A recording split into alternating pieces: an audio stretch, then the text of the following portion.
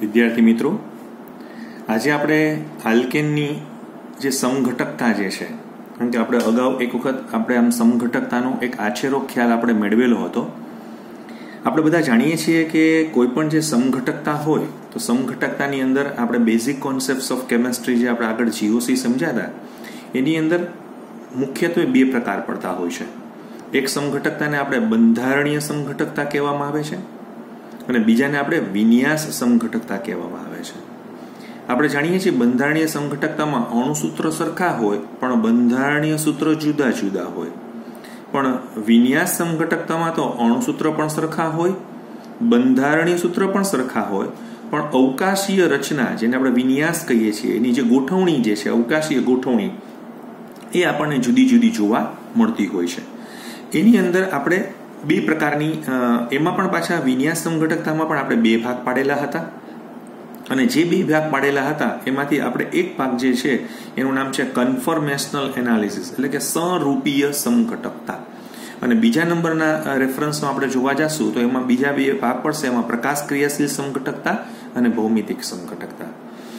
હવે પ્રશ્ન એવો છે કે આપણે અત્યારે જે સરૂપણ એટલે કે કન્ફર્મેશન એ આલ્કેન સંયોજનોમાં કઈ રીતે આપણને જોવા મળે છે. આમ તો આલ્કેન તો ન કહી શકાય, પણ હું તો એવું કહું છું કે આલ્કેન સંયોજનો સિવાય કે જેની અંદર આપણને કાર્બન અને કાર્બન વચ્ચે રાઈટ આપણને શું હોય તો કે જ્યાં જ્યાં તમને સિગ્મા બંધ જોવા મળે, સિગ્મા બંધ જોવા મળે ત્યાં કાર્બન કાર્બન બંધના આંતર કેન્દ્રીય અક્ષની ચારે બાજુ સિગ્મા આણવીય કક્ષકનું જે ઇલેક્ટ્રોનનું જે ડિસ્ટ્રીબ્યુશન છે એક સિમેટ્રિક હોય. એટલે એ લોકો જે છે ને એ પોતાની એકલ બંધની આસપાસ શું થતા હોય તો કે ભ્રમણ પામતા હોય છે અને એકબીજામાં પરિવર્તિત થઈ શકે. હું તમને એનું પહેલા એક એક્ઝામ્પલ, આ એક મોડેલ દ્વારા તમને સમજાવવામાં આપું છું. આપણે બધા જાણીએ છીએ, બહુ ધ્યાનથી તમે જોશો તો આ આખું એક ઇથેનનું સ્ટ્રક્ચર છે, રાઈટ. આ ઇથેનને અવકાશમાં જોવો હોય તો આપણે આવી રીતે બતાવી શકાય છે. હવે આપણે જોઈએ છીએ તો કે આ જે છે એ C અને C વચ્ચેનો શું છે, આ સિંગલ બોન્ડ છે. તો આ C અને C વચ્ચેનો જે સિંગલ બોન્ડ જે છે એ એકદમ તમે જોશો ને ફ્રી રોટેશન થતું હોય એમ. નો ડાઉટ આ ફ્રી રોટેશન માટે પણ એને એક ઉર્જાની જરૂર પડતી હોય, પણ એ ઉર્જા એ વાતાવરણમાંથી જે છે એ પ્રાપ્ત કરી શકતો હોય છે અને વાતાવરણમાંથી પ્રાપ્ત કરી શકતો હોવાને કારણે એની વચ્ચેનું જેને કહી શકાય કે મુક્ત ભ્રમણ ખૂબ જ સરળતાથી થઈ શકતું હોય. એને કારણે એકબીજાની અંદરના રૂપમાં રૂપાંતરિત થાય એને આપણે આ ઘટનાને આપણે શું કહેવામાં આવે છે, સરૂપણ ઘટના કહેવામાં આવે છે. અને એનાથી જે ઉત્પન્ન થતા હોય એ સમઘટકો એને સરૂપણીય સમઘટકો એટલે કે કન્ફર્મર્સ કહેવામાં આવે છે. ઘણી બધી વખત એનું એક ગુજરાતી નામ છે ધૂળણી પણ કહેવામાં આવે છે, જેને આપણે બહુ સિમ્પલ કહેવું હોય તો તમે ઉલટાનું ઇંગ્લિશમાં વધારે સારી રીતે સમજી શકશો. Because they are rotate, okay, so rotate with each other, so they are sometimes called as rotamers too. આમ આલ્કેન જે સંયોજનો હોય એમાં CC એકલ બંધની અંદર ભ્રમણ જે છે એ આમ એકલ બંધનું ભ્રમણ એ આમ તમે જોવા જાઓ તો શું થતું હોય તો કે એક પ્રકારના જે બહુ ઓછી ઉર્જાને કારણે એ લોકો આ કરી શકતા હોય છે. અને આ પ્રકારના એકલ બંધનું ભ્રમણ જે થવાને કારણે એ લોકો પણ આમ જો ને ઘણા લોકો એવું વિચારે છે કે આ જે છે ને આમ આખું આમ થતું હશે. નહીં, એવું નથી. એક રેન્જ સુધી થાય. હવે હું તમને છે ને એક્ઝેક્ટલી ઉપરથી આખી સિચ્યુએશન બતાવું છું. તમે જે જુઓ છો ને એ ઉપરથી જુઓ છો. હવે એક્ઝેક્ટલી તમે આમ જોશો તો જો ખરેખર તમે ઉપરથી જોવાનો પ્રયત્ન કરો તો તમને ઉપર આ કાર્બન દેખાશે, એની સાથેના 3 હાઇડ્રોજન દેખાશે, પણ એની નીચેનો તમને કાર્બન નથી દેખાતો જે અમારી અત્યારે આંગળી છે. પાછળના બધા હાઇડ્રોજન એક રેખસ્થ થઈ ગયેલા છે, એટલે ટૂંકમાં દેખાતા નથી. તો આવી એક ગોઠવણી હોય. હવે એક શું છે, હવે એ સપોઝ કે મુક્ત ભ્રમણ થાય ને તો એક એંગલ સુધી જ એ લોકો મુક્ત ભ્રમણ કરી શકે. આ એંગલ એવો બેસ્ટ એંગલ છે. તમે બહુ ધ્યાનથી તમે જોવા જશો તો અહીંયા તમને નીચેના 3 હાઇડ્રોજન અને ઉપરના 3 હાઇડ્રોજન પણ તમને જોવા મળશે. તો આ પ્રમાણેના બે એંગલ જ જનરેટ થતા હોય. આપણે બધાના મગજમાં એવું છે કે આખું આમ ગોળ ગોળ ફરતું હશે, એવું નથી. કારણ કે બહુ નજીક આવે ને તો પાછું એક અપાકર્ષણ બળ, આમ તમે જોવા જાઓ તો આ સ્થિતિને તમે બહુ ધ્યાનથી તમે જુઓ તો આ હાઇડ્રોજન અને આ હાઇડ્રોજન વચ્ચે કે આ હાઇડ્રોજન અને આ હાઇડ્રોજન જે છે, આ હાઇડ્રોજન અને આ હાઇડ્રોજન છે એકબીજાના એક રેખસ્થ થઈ ગયેલા હોય. એટલે અપાકર્ષણ બળ અહીંયા તમે જોવા જશો તો આની અને આની વચ્ચે અપાકર્ષણ બળ કેવું છે તો કે વધારે તમને જોવા મળશે. પણ જો આ સ્થિતિનું નિર્માણ થાય તો અપાકર્ષણ બળ કેવું થઈ જતું હોય છે, એકદમ નહિવત થતું હોય છે. એટલે તમને કેવા પ્રકારની રચના જોવા મળી, એક આવા પ્રકારની રચના હોય અને એક આ પ્રકારની રચના હોય. અહીંયા ધ્યાન રાખવાનું છે કે સીસી એકલ બંધનું જે ભ્રમણ છે, રોટેશન જે છે એ સંપૂર્ણ મુક્ત નથી, એટલે આ રીતે થતું નથી એમ, રાઈટ. પણ એની અંદર આ નિર્બળ આ અપાકર્ષણીય પારસ્પરિક ક્રિયા થતી હોય એટલે આની વચ્ચે ઉર્જાનો અવરોધ તમને જોવા મળે. એ સામાન્યતઃ 1 થી 20 કિલો જૂલ પ્રતિ મોલનો હોય, એટલે 1 સુધી જ એ મરોડ પામે. મરોડ એટલે જેને કહેવાય ટોર્સિનલ સ્ટ્રેન એનું આપણને જોવા મળે. હવે આપણે તમે છે આ ઇથેનના આ સ્વરૂપને તમે જે જોઈ રહ્યા છો એટલે એકબીજાના આપણે આમ જોવા જઈએ તો 2 સ્વરૂપો તમને જોવા મળે છે. અત્યારે મેં તમને સૌથી પહેલા જે સ્વરૂપ હું તમને બતાવું છું કે આની અંદર કાર્બનની નીચે કાર્બન, આ રીતે હાઇડ્રોજનની હાઇડ્રોજન, હાઇડ્રોજન, હાઇડ્રોજન, આવું જે સ્વરૂપ તમને જોવા મળતું હોય એને અમે છે ને કહીએ છીએ ઇક્લિપ્સ્ડ. એને કયું સ્વરૂપ કહેવામાં આવે છે? ઇક્લિપ્સ્ડ કન્ફર્મર કહેવામાં આવે. ઇક્લિપ્સ એટલે એકચ્યુઅલી આમ તમને કદાચ ખબર હોય તો એ એક જેને કહી શકાય કે અમારા પ્રમાણે એક ગુજરાતી શબ્દ છે ગ્રહણ, એકબીજા ઉપર જતું રહેવું, ગ્રસ્ત થઈ જવું એમ. અને બીજામાં શું થતું હોય કે જો આ પ્રકારની રચના થતી હોય તો આવી જે મળે કે જ્યાં તમને ઉપરથી કાર્બન દેખાય છે, નીચે પણ કાર્બન છે, પણ જે અત્યારે તમને દેખાતું નથી કે મેં સ્વરૂપમાં ગોઠવેલું છે એટલે. અને હાઇડ્રોજન જે છે એ આમ સામે બધા નીકળી જતા હોય છે, જેને તમે અત્યારે આ સ્વરૂપમાં જોવા જાઓ તો આમ પણ તમને જોવા મળે છે. ટૂંકમાં તમે કોઈ પણ સ્વરૂપે તમે જે છે એની અંદર એને જોઈ શકો છો. તો આ જે ઇક્લિપ્સ, હવે આ જે સ્વરૂપ તમને જે દેખાઈ રહ્યું છે એ સ્વરૂપને આપણે શું કહેવામાં આવે છે તો કે એને અમે સ્ટેગર્ડ ફોર્મેટ કહેવામાં આવે છે. એને શું કહેવામાં આવે છે? સ્ટેગર્ડ, જેને અમે ગુજરાતીમાં સાંતરિત કહેવામાં આવે છે. આને આપણે શું કહેવામાં આવે છે? ગ્રસ્ત. પણ વધારે તમને થોડુંક ઇંગ્લિશમાં વધારે મજા આવશે. ઇક્લિપ્સ, સ્ટેગર્ડ એટલે કે ગ્રસ્ત અને સાંતરિત રચનાઓ આપણને જોવા મળતી હોય છે. ઘણી બધી વખત અમુક સ્વરૂપની અંદર તમને છે ને સ્ક્યુ પ્રકારની ગોઠવણી પણ તમને જોવા મળે. સ્ક્યુ પ્રકારની ગોઠવણી પણ મળતી હોય છે. હવે 2 છે ને અલગ અલગ, આ તો મેં તમને અત્યારે બહુ સરસ મોડેલથી સમજાવું છું, પણ મારે કાગળિયા ઉપર ઓન પેપર ઉપર બતાવવું હોય તો એમાં 2 અલગ અલગ વૈજ્ઞાનિક છે. એમાંથી એકનું નામ જે છે ને એ શું છે તો કે એકનું નામ છે સોહોર્સ.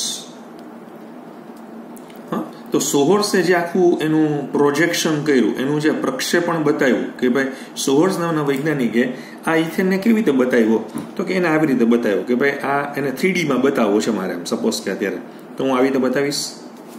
આ કાર્બન છે, તમે બરાબર ધ્યાનથી જુઓ. આ કાર્બન વચ્ચેનો શું છે? સિંગલ બોન્ડ છે. આ પણ કાર્બન છે. આ બધા હાઇડ્રોજન છે. તમે બહુ ધ્યાનથી જુઓ તો આ હાઇડ્રોજનની પાછળ હાઇડ્રોજન છે, આ હાઇડ્રોજનની પાછળ હાઇડ્રોજન છે, આ હાઇડ્રોજનની પાછળ આ હાઇડ્રોજન છે. આમ તમે બહુ જ ધ્યાનથી આ સ્વરૂપને તમે જોવાનો પ્રયત્ન કરશો તો એ તમને આ પ્રકારના સ્વરૂપમાં તમને જો તમને દેખાય છે આ એક્ઝેક્ટલી આ હાઇડ્રોજનને આવા સ્વરૂપમાં તમને બતાવવાની મહેનત કરવામાં આવેલી છે. તો આ જે થયું તો આ જે કયું સ્વરૂપ થયું તો કે આ જે છે ને એક ગ્રસ્ત સ્વરૂપ થયું, એટલે કે ઇક્લિપ્સ્ડ સ્વરૂપ થયું. પણ એક રચના આવી પણ હોય ને કે એમાં તો બધું બરાબર છે, પણ ખાલી આમ રિવર્સના પોર્શનમાં આ આવું આવી ગયેલું છે. એટલે આ બધા જે હાઇડ્રોજન તમે જે જોઈ રહ્યા છો જે એમાં, તો ત્યાં તમે જોશો તો ગોઠવણી ફરી ગઈ છે. તો આને આપણે કઈ કહેવાશે? સ્ટેગર્ડ ગોઠવણી કહેવામાં આવશે, જેને આપણે ગુજરાતીમાં શું કહીએ છીએ? સાંતરિત ગોઠવણી કહી શકાય છે. સાંતરિત ગોઠવણી કહેવામાં આવે છે. આ ગ્રસ્ત ગોઠવણી છે.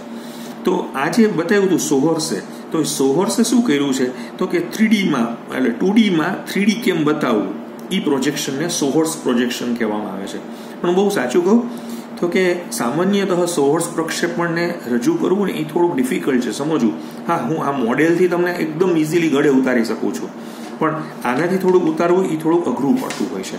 એટલે બીજા પણ એક સાયન્ટિસ્ટ છે જેનું નામ છે ન્યુમેન. આ પેલા સોહોર્સ હતા, બીજા કોણ છે તો કે ન્યુમેન છે. હવે ન્યુમેન પણ પોતાની પ્રમાણે પ્રોજેક્શન કરે છે, પણ એને શું કર્યું છે કાગળ 2D છે તો એને 2D to 2D જ કન્ફર્મેશન આપવામાં આવેલું છે.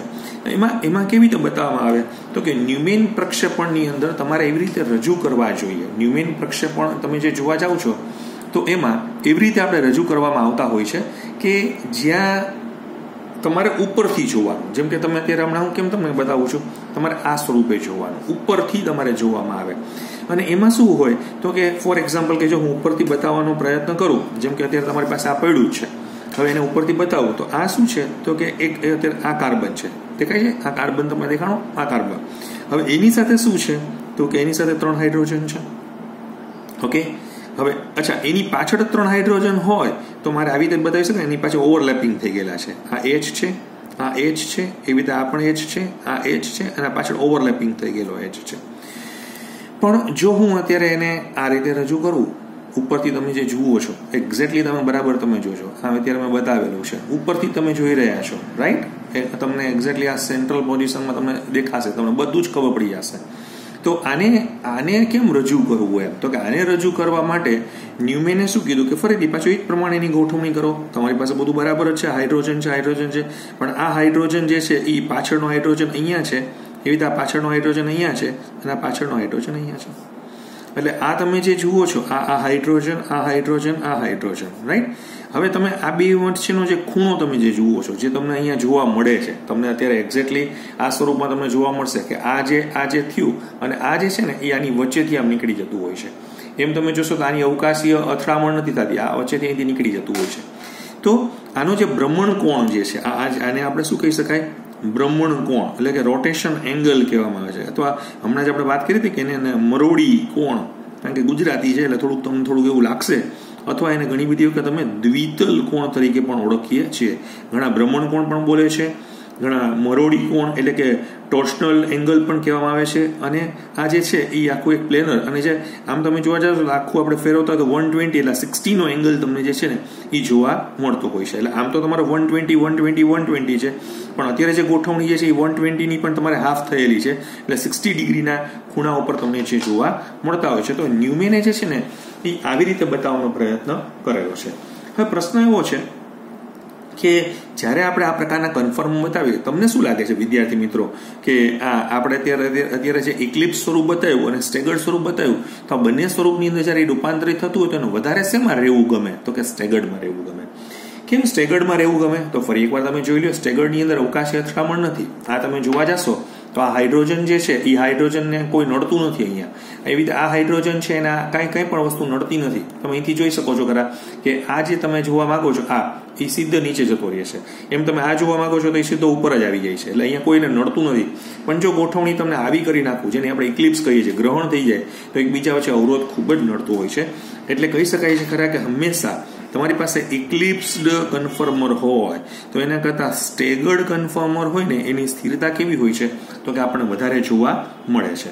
એટલે પણ આપણો પ્રશ્ન એવો છે કે એ લોકો વચ્ચે આ લોકોનો જે બંને વચ્ચેનો જે એંગલ હોય, ઘણા કે આ ઇક્લિપ્સ સ્ટેગર્ડ, તો એવું ન બને કે આ ફરતા આમ જ રહેવું જોઈએ, આને ફરવાનું ન થાય. તો કે ના, એવું નથી હોતું. આ જે છે ને આટલું મુવમેન્ટ થતું હોય અને એ મુવમેન્ટ માટેની જે એનર્જી એને જુએ છે, કેટલી જુએ છે કે 12.5 કિલો જૂલ પ્રતિ મોલ જેટલી ઉર્જાની એને જરૂર પડે. તો એટલી તો એના વાતાવરણમાંથી પ્રાપ્ત થઈ જતી હોય છે. એટલે વાતાવરણમાંથી પ્રાપ્ત થઈ જતી હોવાને કારણે હંમેશા એટલે એના આ જે બે કન્ફર્મર હોય એ બે છૂટા પડી શકતા નથી. આપણે ઇક્લિપ્સ અલગ હોય, સ્ટેગર્ડ અલગ હોય એવું ન હોય. આ એકબીજામાં શું થતું હોય? રૂપાંતરિત જે છે એ સતત થયા રાખતું હોય છે. બીજા બધા સમઘટકોમાં તમને ચોક્કસ એવું જોવા મળશે કે બંને વસ્તુ જુદી પડશે. બંધારણીય સમઘટકોમાં તો બધું જુદું જ હતું, પણ હવે આપણે અવકાશીય સમઘટકો સમજવા માંગીએ છીએ તો અવકાશીય સમઘટકોમાં આ એક જ એવું છે સ્વરૂપીય સમઘટકો કે જે જુદા હોતા નથી. તમને એક બહુ સારા બીજા એક એક્ઝામ્પલથી વાત કરું. બાયોલોજીમાં તમને કદાચ ખબર હોય તો આપણે ટ્વિન્સને એક્ઝામ્પલ્સ ભણતા હોઈએ છીએ, રાઈટ? તો ટ્વિન્સમાં આ એકચ્યુઅલી ટ્વિન્સ જ છે. વિન્યાસ સમઘટકતા એટલે એક પ્રકારના ટ્વિન્સ. પણ ટ્વિન્સમાં ઘણા બધા પ્રકારના ટ્વિન્સ હોય. આઈડેન્ટિકલ ટ્વિન્સ હોય, નોન આઈડેન્ટિકલ ટ્વિન્સ હોય, અને તમને કદાચ ખબર હોય અમુક છે ને માથેથી જન્મેલા કે પેટેથી જન્મેલા બાળકોનો જન્મ થતા હોય. આ જે છે ને ક્યાંક માથેથી જન્મેલા ને એ લોકોને જુદા કરી શકતા હોતા નથી. એનું સ્વરૂપ કેવું હોય? એક જ હોય, પણ એકબીજામાં એ રૂપાંતરિત છે એ થયા રાખતા હોય. બાકીના બે એવા આવશે જે આપણે જોશું કે એમાં એક નોન આઈડેન્ટિકલ ટ્વિન્સ હશે ને બીજા કયા હશે? આઈડેન્ટિકલ ટ્વિન્સ પણ આપણે જોવા મળશે, જે અનુક્રમે આપણે ભૌમિતિક સમઘટકતા અને પ્રકાશ ક્રિયાશીલ સમઘટકતાની અંદર આપણે જોવા મળશે. અત્યારે તમે આમ જોવા જશો ને તો તમને અત્યારે કયા સ્વરૂપમાં બતાવવાનો પ્રયત્ન કરેલો છે? તો કે તમને અત્યારે અમે ઇથેનના સ્વરૂપમાં બતાવવાનો પ્રયત્ન કરેલો છે. પણ વિદ્યાર્થી મિત્રો, ભવિષ્યમાં તમારે ઘરે બેસીને આવી રીતે તમારે જો પ્રોપેન છે કે તમારે બ્યુટેન છે, બરાબર છે, તો પ્રોપેન અને બ્યુટેનના પણ તમારે આવા પ્રકારના પ્રોજેક્શનને તમારે વિચારવા જોશે. કેટલા પ્રકારના પ્રોજેક્શન થાય? એક વસ્તુ બરાબર ધ્યાન રાખજો કે જ્યાં સી સિંગલ બોન્ડ સી છે ત્યાં આવા પ્રકારનું મુક્ત ભ્રમણ થતું હોય છે. એટલે મુક્ત ભ્રમણનો મતલબ અહીંયા ફ્રી રોટેશન નથી, પણ એકબીજાની અંદર આવા પ્રકારના કન્ફર્મેશનલ પ્રોસેસ જે છે એ આપણને જોવા મળતી હોય છે. તો આટલું મુદ્દો જે છે એ આપણે થોડોક ધ્યાનમાં રાખવાનો છે. આ આપણો સંરૂપણ નામનો ટોપિક જે છે એ અહીંયા આપણે ધ્યાનમાં રાખેલો છે. Thank you.